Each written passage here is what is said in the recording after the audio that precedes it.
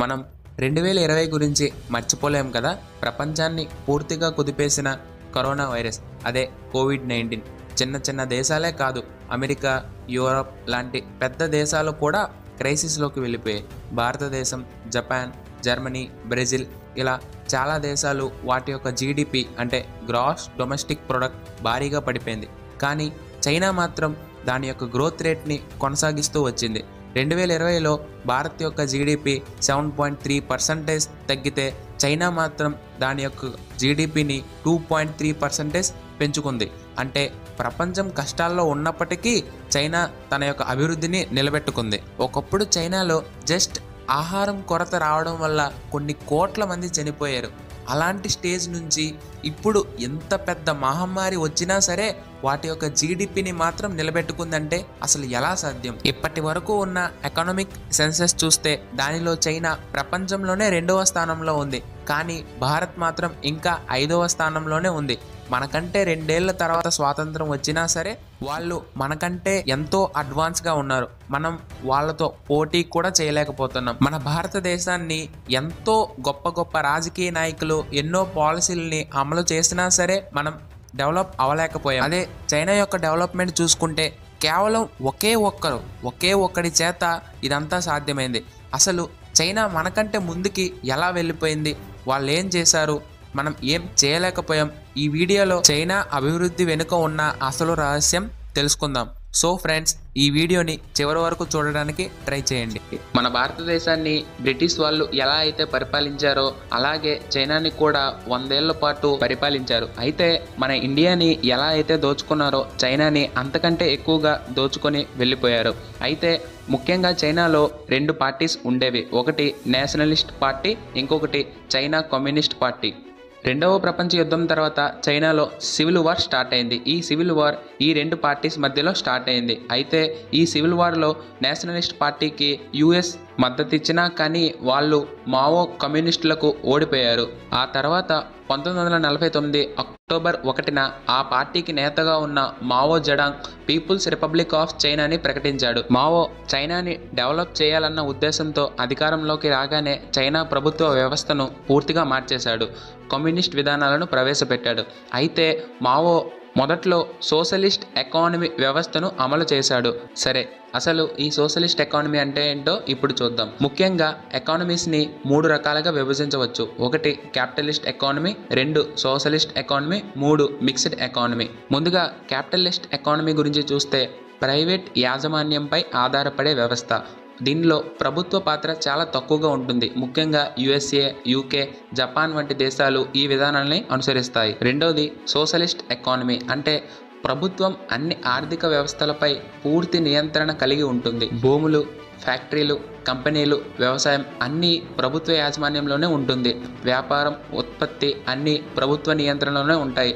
ఈ ఎకానమిక్ పాలసీని ముఖ్యంగా యుఎస్ఎస్ఆర్, మావో పాలనలో ఉన్నప్పుడు చైనా, ఇంకా ఉత్తర కొరియా లాంటి దేశాలు వీటిని అనుసరించాయి. ఇకపోతే మూడవది మిక్స్డ్ ఎకానమీ. ఇది మన భారతదేశంలో అనుసరిస్తున్న వ్యవస్థ. అయితే దీనిలో క్యాపిటలిజం ప్లస్ సోషలిజం కలిగి ఉంటుంది. కొంత భాగం ప్రైవేట్ వాళ్ళు, కొంత భాగం ప్రభుత్వం వాళ్ళ నియంత్రణలో ఉంటుంది. సరే, ఇప్పుడు మనం మాట్లాడుకుంటున్న చైనా డెవలప్మెంట్లో చూస్తే మావో సోషలిస్ట్ ఎకానమీ పాలసీని అమలు చేశాడు. అయితే దీనిలో భాగంగా మావో ప్రవేశపెట్టిన ముఖ్యమైన విధానాల్లో ఒకటి ల్యాండ్ రిఫార్మ్. ఇది 1950లో స్టార్ట్ అయింది. ఆ తర్వాత గ్రేట్ లీప్ ఫార్వర్డ్. ఇది 1958 నుంచి 1962 వరకు సాగింది. ఆ తర్వాత కల్చరల్ రెవల్యూషన్. ఇది 1966 నుంచి 1976 వరకు సాగింది. అయితే ఈ ల్యాండ్ రిఫార్మ్స్లో భాగంగా మావో పెద్ద పెద్ద భూస్వాముల దగ్గర ఉన్న భూమిని లాక్కొని పేద ప్రజలకు అగ్రికల్చర్ చేయడం కోసం పంచిపెట్టాడు. అయితే రైతులకు బాగానే భూమి దక్కింది, కానీ రైతులు ప్రభుత్వానికి కట్టుబడి పనిచేయాలనే విధానం తీసుకురావడం వల్ల స్వతంత్ర వ్యవసాయ విధానం పూర్తిగా కోల్పోయారు. దీనిలో భాగంగానే Mao Zedong land to the tiller పాలసీని ప్రవేశపెట్టాడు. అయితే ఈ పాలసీ ముందు రైతులకు లాభంగా కనిపించినా భవిష్యత్తులో ఇబ్బందులు తెచ్చిపెట్టింది. ఇదే సమయంలో భారత ప్రభుత్వం కూడా భూ సంస్కరణ గురించి ఆలోచించింది. కానీ భారత రాజ్యాంగం ప్రకారం హింసాత్మకంగా భూస్వాముల దగ్గర నుంచి భూమిని లాక్కోవడం నేరం. సో దీనివల్ల ఎవరి దగ్గర ఉన్న భూములు వాళ్ళకే సొంతమయ్యాయి. అయితే మావో జెడాంగ్ తను ప్రవేశపెట్టిన ల్యాండ్ రిఫార్మ్స్ యాక్ట్ అంతగా అభివృద్ధి చెందకపోవడంతో 1953లో మొదటి 5 ఏళ్ల ప్రణాళికను ప్రవేశపెట్టాడు. దీనిలో భాగంగా భారీ పరిశ్రమల అభివృద్ధి, వ్యవసాయ సమూహీకరణ అంటే కలెక్టివైజేషన్, రవాణా వ్యవస్థ, విద్యా మార్పులు మొదలైన రంగాల్లో దృష్టి పెట్టారు. అయితే ఇప్పుడు చెప్పుకున్న వాటిలో అన్నీ మనం వినిన మాటల్లాగే ఉంటాయి, ఒక కలెక్టివైజేషన్ తప్ప. అసలు ఈ కలెక్టివైజేషన్ అంటే ఏంటో చూద్దాం. కలెక్టివైజేషన్ అంటే వ్యక్తిగత భూములను, అంటే ఏ రైతులకైతే సొంత భూములు ఉన్నాయో ఆ భూములని సైతం ప్రభుత్వం లాక్కొని అందరినీ సమూహంగా పనిచేయించింది. దీనినే చైనాలో గ్రేట్ లీప్ ఫార్వర్డ్ అని అంటారు. అయితే ఇది అమలు చేయడం వల్ల ఒకవైపు మంచి మంచి ప్రయోజనాలు ఉన్న అత్యంత దారుణమైన స్థితికి చైనాకి తీసుకుపోవడానికి కారణంలో ఇదే మొదటిగా నిలిచింది. ఇలా ప్రజల దగ్గర ఉన్న భూమిని లాక్కోవడం వల్ల రైతులు వాళ్ళ యొక్క సొంత భూమిని కోల్పోయారు. ఇదే కాకుండా ఆ భూమిని, అంటే ఆ సమూహపు భూముల్లో కూడా ప్రభుత్వం ఏ పంట చెబితే ఆ పంట మాత్రమే వేసి పండించి తిరిగి మళ్ళీ ప్రభుత్వంకే ఇచ్చివేయాలి. అప్పుడు ఆ ప్రభుత్వం మళ్ళీ అందరి ప్రజలకు సమానంగా ఆ పంటని పంచేది. అయితే ఇలా చేయడం అప్పట్లో ఉన్న చైనా ప్రజలకు అంతగా నచ్చేది కాదు. దీంతో చైనా వాళ్ళు అసలు వ్యవసాయం చేయడానికి ఇష్టపడేవారు కాదు. దీని వల్లనే చైనాలో అత్యంత దారుణమైన కరువు, అదే గ్రేట్ చైనీస్ ఫెమైన్ ఏర్పడింది. ఈ కరువు వల్ల చైనాలో 1 కోటి మంది కంటే పైగా ఎక్కువ మంది చనిపోయారు. ఈ సమయంలో భారత్ మాత్రం చైనాలా కాకుండా భిన్నంగా ఆలోచించి రైతుల భూములను ప్రభుత్వం ఆధీనంలో తీసుకోలేదు, కానీ జమీందారీ పద్ధతిని రద్దు చేసింది. అలా రద్దు చేస్తే వచ్చిన భూమిని చిన్న రైతులకు పంపిణీ చేసింది. ఇప్పటికీ కూడా భారతదేశంలో రైతులు వాళ్ళ యొక్క సొంత భూమిపై హక్కు కలిగి ఉంటారు. అయితే ఈ గ్రేట్ లీప్ ఫార్వర్డ్ విఫలమవడంతో 1962 నాటికి చైనా భయంకరమైన ఆర్థిక కష్టాలను ఎదుర్కొంటోంది. 60 నుంచి 70% ఉన్న పవర్టీ కాస్త 70 నుంచి 80%కు పెరిగింది. దీనివల్ల మావో రాజకీయంగా వెనకబడిపోయాడు. అయితే ఇలా జరగడం వల్ల 1962లో డెంగ్ జియోపింగ్ ఇంకా లియు షావోకి వంటి నాయకులు ప్రభుత్వ నియంత్రణ కోసం ముందుకొచ్చారు. కానీ మావో మాత్రం పూర్తిగా తగ్గలేదు. ఆయనే మళ్ళీ తిరిగి అధికారంలోకి రావాలనుకొని దీని ఫలితంగా సాంస్కృతిక విప్లవం అంటే కల్చరల్ రెవల్యూషన్ అనే కొత్త భయంకరమైన ఉద్యమాన్ని ప్రారంభించాడు. ఇది చైనాలో కమ్యూనిజాన్ని ఇంకా బలపరచడం కోసం, అలాగే పాత పద్ధతులను తొలగించడం కోసం అమలు చేశారు. కానీ ఈ విప్లవం చైనాలో పోవర్టీని, ఆర్థిక కష్టాలను ఇంకా కిందకు నెట్టేసింది. దీనిలో భాగంగాను మావో తన యొక్క శక్తిని తిరిగి పొందడానికి పెద్ద పెద్ద విద్యావేత్తలను, రాజకీయ ప్రత్యర్థులను ప్రతిపక్షంగా పరిగణించి వాళ్ళని దోషిగా చూపి అవమానించారు. ఇలా చేయడం వల్ల పాఠశాలలు, యూనివర్సిటీలు మూసివేయబడ్డాయి. అయితే ఇలానే కొన్నాళ్ళు సాగిన తర్వాత 1976లో మావో మరణం తరువాత కల్చరల్ రెవల్యూషన్ అంగీకారం మరియు జాతీయ యుద్ధ వ్యతిరేక సంబంధిత సమస్యలు ముగిశాయి. ఆ తర్వాత చైనాని ఇప్పుడు ఈ స్టేజ్లో, అంటే ప్రపంచంలోనే అతిపెద్ద 2వ ఎకానమీగా నిలవడానికి గల కారణమైన ఒక సూపర్ హీరో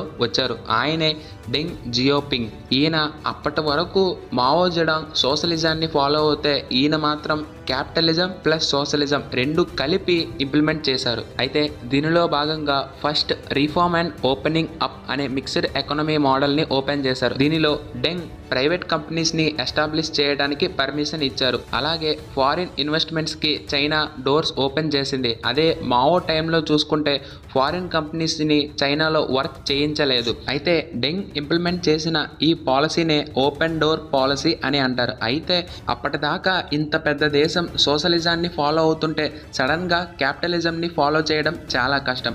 అయితే డెంగ్ దీనికోసం ఒక మంచి ఉపాయాన్ని ఆలోచించాడు. అదే సెజ్, స్పెషల్ ఎకానమిక్ జోన్. సరే, అసలు ఈ సెజ్ అంటే ఏంటో ఇప్పుడు చూద్దాం. ఈ సెజ్ మొదట్లో స్టార్ట్ చేసినప్పుడు ఒక 4 విలేజెస్లో స్టార్ట్ చేశారు. అవే షెంజన్, జోహాయ్, సియామెన్, శాంటౌ. ఈ 4 కూడా చేపలు పట్టుకునే చిన్న గ్రామాలు. ఇవి హాంకాంగ్, తైవాన్, గ్వాంగ్డాన్ నగరాల సమీపంలో ఉండే గ్రామాలు. అయితే అసలు ఈ సెజ్ వల్ల అసలు చైనా ఎలా డెవలప్ అయ్యిందంటే, ఏదైనా ఒక కంపెనీ ఈ సెజ్ అనే పర్టికులర్ ప్లేస్లో స్టార్ట్ చేస్తే ఆ కంపెనీకి చాలా బెనిఫిట్స్ ఉంటాయి. అవే ఫ్రీ ల్యాండ్, చీప్ లేబర్, లో ట్యాక్సెస్, లో ఇంపోర్ట్ డ్యూటీస్ ఇంకా మొదలగునవి. అయితే ఇన్ని బెనిఫిట్స్ కల్పించడం వల్ల విదేశీ దేశాలు వాళ్ళ కంపెనీస్ని స్థాపించడానికి ముందుకొచ్చాయి. దీని ద్వారా సెజ్గా అనౌన్స్ చేసిన ఆ కొన్ని ఊర్లు కొన్ని సంవత్సరాల్లోనే ప్రపంచంలోనే అత్యంత వేగంగా ఎదుగుతున్న నగరాల్లా మారిపోయాయి. ఇది చూసి ప్రపంచ దేశాలు క్యాపిటలిజం అంటే ఏంటో, దానికున్న పవర్ విలువ ఏంటో తెలుసుకున్నాయి. సో డింగ్ దీనికున్న పొటెన్షియాలిటీని చూసి చైనాలో వివిధ నగరాల్లో ఈ సెజ్ని ఎస్టాబ్లిష్ చేశాడు. ఇలా ఎస్టాబ్లిష్ చేసిన తర్వాత రిజల్ట్ ఏంటో తెలుసా?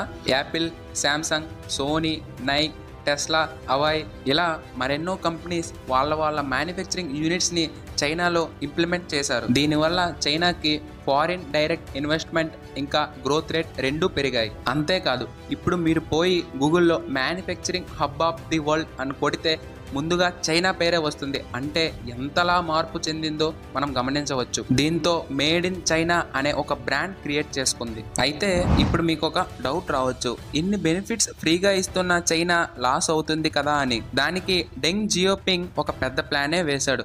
వేరే దేశాల కంపెనీలు చైనాలో ఫ్యాక్టరీలు, వాటి యొక్క మ్యానుఫ్యాక్చరింగ్ యూనిట్లు స్థాపించడంతో చాలామంది ప్రజలకు ఉద్యోగాలు దొరికాయి. ఇలా ఉద్యోగాలు దొరకడం వల్ల సగటు మనిషి యొక్క పెర్ క్యాపిటా ఇన్కమ్ పెరిగింది.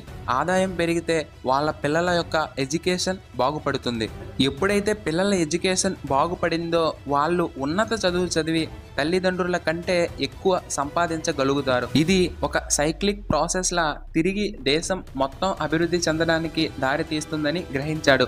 ఆదాయం పెరిగినప్పుడు ప్రజలు ప్రభుత్వంపై ఆధారపడాల్సిన అవసరం లేదని గ్రహించాడు. అంటే ఉదాహరణకు వెల్ఫేర్ స్కీమ్స్. ఈ వెల్ఫేర్ స్కీమ్స్ లో చాలా ప్రభుత్వాలు చాలా డబ్బుల్ని ఇన్వెస్ట్ చేస్తాయి. అయితే ఎప్పుడైతే సగటు మనిషి యొక్క ఇన్కమ్ పెరుగుతుందో అప్పుడు వాళ్ళు ప్రభుత్వంపై ఆధారపడాల్సిన అవసరం లేదు. తద్వారా వెల్ఫేర్ స్కీమ్స్ కి పెట్టే ఖర్చు దేశ అభివృద్ధి కోసం పెట్టొచ్చని ఆలోచించాడు. ఈ మాస్టర్ ప్లాన్ కి ఫలితం ఏంటో తెలుసా? ఇప్పుడు మీరు పోయి గూగుల్లో వరల్డ్స్ ఎకనామిక్ సెన్సస్ డేటా అని కొడితే దాంట్లో చైనా 2వ ప్లేస్ లో ఉంటుంది. అంతేకాదు, డెంగ్ పరిపాలించిన నాటికి అంటే 1980లో చైనాలో 60% పోవర్టీ ఉంటే అది ఇప్పుడు కేవలం 0.1%కి తగ్గిపోయింది. అంటే ఎంతలా మార్పు వచ్చిందో మనం గమనించవచ్చు. 0.1% అంటే మాటలు కాదు. అంటే ప్రతి 100 మందిలో కనీసం ఒక్కడు కూడా పేదరికంతో లేడని అర్థం. అదే మన ఇండియాలో చూసుకుంటే ఇప్పటికీ కూడా బిలో 5%. అంటే 100లో కనీసం 3 గాని 4 గాని పోవర్టీతో బాధపడుతున్నారన్నమాట. అలాగే డెంగ్ ఎప్పుడైతే ఈ సెజ్ పాలసీని అమలు చేశాడో అంటే 1980లో వాళ్ళ యొక్క FDI అంటే ఫారిన్ డైరెక్ట్ ఇన్వెస్ట్మెంట్ చూసుకుంటే $60 మిలియన్ మాత్రమే ఉండేది. అదే ఇప్పుడు అంటే 2022 లెక్కల ప్రకారం చూసుకుంటే వాళ్ళ యొక్క ఫారిన్ డైరెక్ట్ ఇన్వెస్ట్మెంట్ ఎంతో తెలుసా? $333 బిలియన్. అంటే 5 లక్షల రెట్లు పెరిగిందన్నమాట. అయితే ఈ మధ్యకాలంలో కోవిడ్ కారణంగా కొంత తగ్గింది, కానీ దాని యొక్క ఎఫెక్ట్ పెద్దగా ఏం కనిపించలేదు. సో మై డియర్ ఫ్రెండ్స్, మీకు ఇప్పటికే అర్థమయ్యే ఉంటుంది ఒక కంట్రీ ఎదగాలి అంటే మ్యానుఫ్యాక్చరింగ్ కంపెనీస్ అనేవి ఎంత కీలక పాత్ర పోషిస్తాయో అని. మరి మీరు నన్ను అడగవచ్చు, మన ఇండియాకి చైనా కంటే 2 సంవత్సరాల ముందే స్వాతంత్రం వచ్చింది, అయినా సరే మనం చైనా కంటే చాలా వెనక ఉన్నాం. దీనికి గల కారణం ఏ బ్లాక్ మనీయో లేకపోతే స్కామ్సో కాదు. మరి ఏమై ఉంటుందో ఇప్పుడు చూద్దాం. ఇప్పటిదాకా చైనా డెవలప్మెంట్ను చూసాం కదా. చైనా ఇంత పెద్ద స్థాయిలో డెవలప్మెంట్ అవ్వటానికి గల కారణం సింగిల్ పార్టీ రూల్ అనే అంశం. అంటే అక్కడ ఒక్క ప్రభుత్వమే పరిపాలన చేస్తుంది. ఇది ఎప్పటికీ మారదు. మన దేశంలో అయితే ప్రతి 5 సంవత్సరాలకి ఒక్కసారి గవర్నమెంట్ మారిపోతుంది. గైస్, ఈ టాపిక్లోకి వెళ్లే ముందు మీరు ఏ పార్టీకి సపోర్ట్ చేస్తున్నారనేది కాసేపు పక్కన పెట్టి ముందు నేనేం చెప్తున్నానో వినండి. మనందరికీ ఇండియాలో ఎలక్షన్స్ యొక్క మార్పుల గురించి తెలుసు కదా. ఈ మార్పుల వల్ల విదేశీ పెట్టుబడిదారులు మన దేశంలో కంపెనీలు వాటి యొక్క మ్యానుఫ్యాక్చరింగ్ యూనిట్లు స్థాపించడానికి భయపడతారు. ఎందుకంటే చైనా లాగా మన దేశంలో ల్యాండ్ను లీజుకు ఇవ్వరు. ఏదైనా ఒక కంపెనీని స్టార్ట్ చేయాలంటే ఆ కంపెనీకి సరిపడా ల్యాండ్ని మన ఇండియాలో అయితే కొనుక్కోవాలే తప్పితే లీజుకి ఇవ్వరు. అయితే ఈ కొనుగోలు ప్రాసెస్ని లీగల్గా అనుమతించి సాధించడానికి చాలా సంవత్సరాలు పడతాయి. ఈ సమయంలో గవర్నమెంటే మారిపోతుంది. సరే, పోనీ కొత్తగా వచ్చిన గవర్నమెంట్ అయినా పాత ప్రాబ్లమ్స్ కోసం ఆలోచిస్తుందా అంటే లేదు. ఎల్లప్పుడూ నెక్స్ట్ ఎలక్షన్స్లో కూడా మేమే గెలవాలి అనే ఆలోచనలో ఉంటారు. నేను దీన్ని తప్పు పట్టడం లేదు. కాకపోతే మనం ఎన్నుకునే రాజకీయ నాయకులు మన కోసం ఏం చేస్తున్నారు, అసలు దేశం కోసం ఏం చేస్తున్నారో అని ఆలోచించి ఓటు వేయండి. ఇకపోతే సెకండ్ వన్, రిజర్వేషన్స్. గైస్, మీరు ఏ క్యాస్టో అని ఆలోచించకుండా ఫస్ట్ నేను చెప్పేది ఒకసారి వినండి. మన ఇండియాలో నార్మల్గా 4-5 వర్గాలు ఉంటాయి. అంటే ఒకటి జనరల్, ఓబీసీ, ఎస్సీ, ఎస్టీ. అయితే ఏదైనా ఒక కాంపిటేటివ్ ఎగ్జామ్ జరిగితే దానిలో జనరల్ కేటగిరీలో ఉన్న వ్యక్తికి 100కి 90 మార్కులు వచ్చినా జాబ్ రాదు, కానీ మిగతా రిజర్వేషన్ ఉన్న వాళ్ళకు మాత్రం వస్తుంది. అంటే వాళ్ళకి తక్కువ మార్క్స్ వచ్చినా సరే వాళ్ళు జాబ్స్ పొందగలుగుతున్నారు. ఇది దేశానికి ఎలా నష్టాన్ని కలిగజేస్తుంది అంటే, మంచి విద్యా కవర్ లేని వాళ్ళు అతి తక్కువ మార్క్స్తో జాబ్స్ సాధిస్తే దేశానికి సమర్థత కలిగిన వ్యక్తులు జాబ్స్ అందక పోతారు. పూర్తిగా తొలగించడం అనేది నా అభిప్రాయం కాదు. రిజర్వేషన్లు ఉన్న వాళ్ళకి వెల్ఫేర్ స్కీమ్స్తో పాటు స్కాలర్షిప్స్, ఎంట్రీ ఫీజెస్ ఇలాంటివి ఎన్నో మినహాయింపులు ఉన్నాయి. ఇదంతా మంచిదే, కానీ పోటీ పరీక్షల్లో మాత్రం మంచిగా చదువుకున్న వారికి మాత్రమే అవకాశాలు ఇవ్వడం దేశానికి మంచిదని నా అభిప్రాయం. ఇంకా మూడవది రీసెర్చ్ అండ్ డెవలప్మెంట్. చైనాలో రీసెర్చ్ అండ్ డెవలప్మెంట్ కోసం చైనా పెట్టే పెట్టుబడి ఎంతో తెలుసా? $371.6 బిలియన్, అంటే దాదాపుగా 2.4% ఇన్ దేర్ జీడిపి. అదే మన ఇండియాని చూస్తే రీసెర్చ్ అండ్ డెవలప్మెంట్లో పెట్టే పెట్టుబడి ఎంతో తెలుసా? కేవలం $13.4 బిలియన్ మాత్రమే, అంటే 0.7% ఇన్ అవర్ జీడిపి. సో ఇలా మాట్లాడుకుంటూ పోతే చాలా కారణాలే ఉంటాయి, మీకు అర్థమయ్యే ఉంటుంది అనుకుంటున్నా ఫ్రెండ్స్. ఈ వీడియో మీకు ఎలా అనిపించిందో కింద కామెంట్ సెక్షన్లో తెలియజేయండి. అలాగే మన ఛానల్ని ఇంకా ఎవరైనా సబ్స్క్రైబ్ చేయకుండా చూస్తున్నట్టయితే దయచేసి సబ్స్క్రైబ్ చేసుకోండి. అయితే నాకు ఇక్కడ ఒక డౌట్ వచ్చింది. ఇప్పుడు చైనా కంటే అతిపెద్ద ఎకానమీ అమెరికా, కానీ అమెరికాలో సేమ్ మన ఇండియా లాగే ప్రతి 4 సంవత్సరాలకు ఒకసారి ఎలక్షన్స్ అవుతాయి, కానీ అమెరికా అంతగా డెవలప్ అయింది. దీనికి గల కారణం ఏమై ఉంటుందో తెలుసుకోవాలంటే మన ఛానల్ని ఇప్పుడే సబ్స్క్రైబ్ చేసుకోండి.